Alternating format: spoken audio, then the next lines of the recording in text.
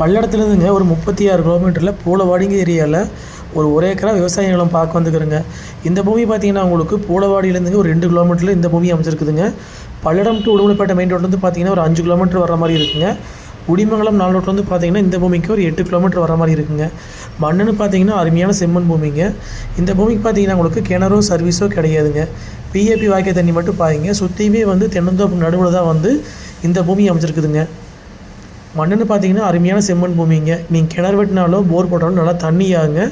இந்த பூமி பார்த்தீங்கன்னா உங்களுக்கு தார் ரோட்லேருந்து ஒரு 300 மீட்டர் நீளத்துக்கு நீங்கள் பஞ்சாயத்து தேரி வழியாக வரணுங்க. இதோட அகலம் பார்த்தீங்கன்னா உங்களுக்கு 50 to 60 அடி அகலம் வருங்க. மொத்த ஏரியா பார்த்தீங்கன்னா ஒரு ஏக்கராங்க.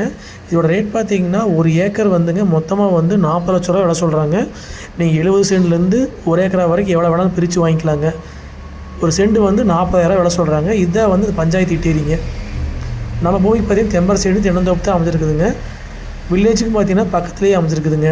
மண்ணும் பார்த்தீங்கன்னா செம்மண் பூமி இருக்கிறனால பார்த்தீங்கன்னா உங்களுக்கு விவசாயம் பண்ணுறதுக்கு ஏதுவான பூமிங்க. இன்வெஸ்ட்மெண்ட்டுக்கு தென்னந்தோப்பு பண்ணுறதுக்கு விவசாயம் பண்ணுறதுக்கு பட்டுப்பூச்சி செட்டு அமைக்கிறதுக்கு எல்லாத்துக்கும் இந்த பூமி சூட்டுக்குள்ளாங்க. மொத்த ஏரியா பார்த்தீங்கன்னா ஒரு ஏக்கராங்க. ஒரு சென்ட் 40,000 விலை சொல்கிறாங்க.